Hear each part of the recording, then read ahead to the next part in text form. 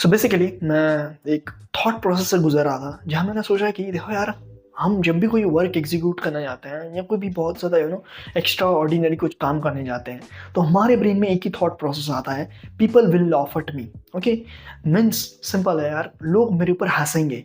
But I think this is a wrong thinking. Okay, हमें लगता है कि लोग हंस रहे हैं मतलब कोई हम बुरा काम कर रहे हैं, या लोग हंस रहे हैं क्योंकि हम गलत हैं।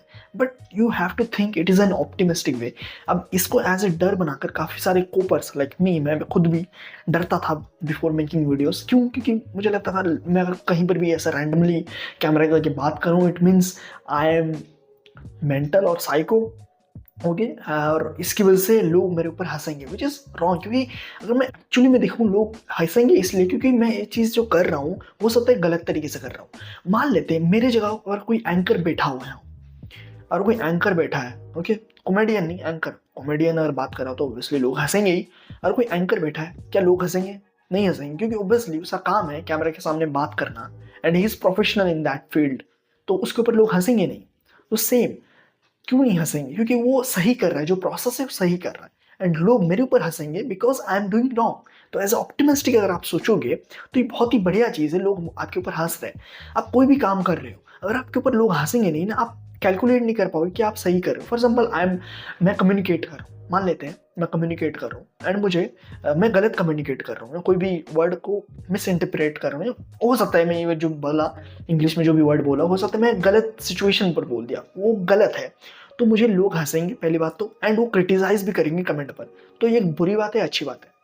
कॉमन सेंस, ये एक अच्छी बात है, क्योंकि उसी चीज़ को यूज़ करके, वही फीडबैक यूज़ करके मैं अपने आप को और ज़्यादा इन्हांस कर सकता हूँ, और ज़्यादा अपने आप को डेवलप कर सकता हूँ। मेरी जो स्किल है और ज़्यादा स्किल्ड हो सकता हूँ इन पर्टिकुलर फील्ड्स। सेम कहीं पर भी हो सकता है, आप वीडियो एडिटिंग पर हो, या आप कोई ग्राफिक डिजाइन पर हो सकता है आप कोई राइटिंग कर रहे हो, या कोई भी आप गाना गा रहे हो, तो लोग हंसेंगे। क्योंकि अगर वो हंसेंगे ही नहीं तो आप कैलकुलेट कर कैसे करोगे?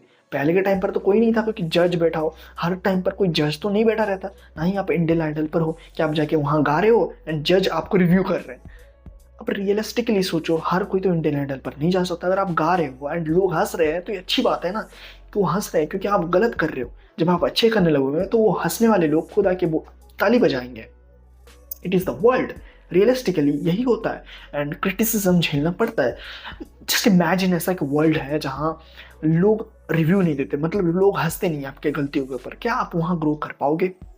नो। सेम, मान लेते मैं डर डर के, फॉर एग्जाम्पल मैं कोई भी स्टेज में जाके गाना गाने वाला था, वो ना गा के मैं रूम में गा रहा हूँ। एंड एक कंपैरिजन बिठाते हैं, एक रूम में गाने वाला बंदा ज़्यादा स्किल्ड है या कोई स्टेज में गाने वाला। अगर आप थोड़ा सा भी कॉमन सेंस यूज़ करोगे, पता चलेगा कि स्टेज में गाने वाला ज़्यादा स्किल्ड है, क्योंकि ऑब्वियसली वो स्टेज में गा पा रहा है एंड लाखों लोगों को एंटरटेन कर पा रहा है। उसकी अगर आप पास्ट में देखोगे, हो सकता है बहुत ज़्यादा गलती करता था एंड स्टेज में जो लोग हैं वो हंसते थे, बट धीरे धीरे वो बहुत ज़्यादा इंप्रूव किया एंड वो स्टेज वाला आदमी अभी बहुत ही अच्छे से गा रहा है। सेम अगर मैं रूम में गा रहा हूँ तो मेरी रिव्यू कैपेसिटी बहुत कम होगी, लोग मुझे जब हंसेंगे वो बहुत ही मैं कम ही देख पाऊंगा, एंड जो झेलने का तरीका रहता है वो भी बहुत ही बुरा होगा। तो मैं अगर जाके स्टेज में गाने जाऊंगा तो मुझे लात घूंसे पड़ेंगे, कॉमन सेंस, क्योंकि मैं जो क्रिटिसिज्म है उसे झेल नहीं पाऊंगा एंड मैं उल्टा सीधा बक दूंगा। तो यू हैव टू अंडरस्टैंड, अगर लोग क्रिटिसाइज कर रहे हैं, ऑप्टिमिस्टिकली सोचो, इट इज़ एन गुड, क्योंकि वो हंस रहे हैं तो आप कोई गलत कर रहे हो एंड सो फिक्स करो, simple, go head, be stoic person. Okay, stoic person मतलब सिंपल है यार, you don't give a shit about it. Okay, जो कंट्रोल कर सकते हो वही कंट्रोल करो, बस वही सिंपल थॉट है। You need to know that कि अगर मुझे, फॉर एग्जाम्पल मैं कोई भी इंग्लिश कम्युनिकेशन कर रहा हूँ, I want to talk in English specially, if people are laughing it's good, क्योंकि आप तो कैलकुलेट ही कर पा रहे हो ना। तो कॉन्टेक्स्ट इस वीडियो को पूरा सिंपल सा है, मैं बताना चाहता हूँ कि ऑप्टिमिस्टिक रहो, जो भी चीज़ है, ये वाला प्रोसेस है, एंड पीपल आर लाफिंग। अब कुछ लोग हो सकते हैं जो कुछ भी कर दो हंसते रहते हैं, तो उनको एज ए पागल ट्रीट करके भाग जाओ। ट्रीट भी नहीं करना, you have to ignore them most likely. अगर आप उनको ट्रीट करोगे तो आप ज़्यादा एक्स्ट्रा प्रिविलेज दे रहे हो to do them. Okay, so by the way, same मैं जो इंग्लिश स्पीक कर रहा हूँ, मोस्टली हो सकता है कि मैं जो इंग्लिश स्पीक कर रहा हूँ गलत हो रहा है।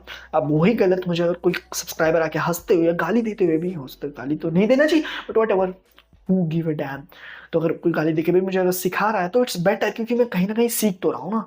दैट्स व्हाट मैटर है इन दी एंड, कि जो मैटर करता है वही ठीक हो रहा है, तो दैट्स मैटर। तो इस वीडियो ज़्यादा नहीं खींचूंगा लंबा, यही मुझे कहना था। और बाय द वे, ऐसे में भी कंटेंट बनाता रहूँगा by the way. Want to be consistent in this field, but yeah let's see what happen and I will be. Till then stay curious and मिलते हैं नेक्स्ट वीडियो के अंदर।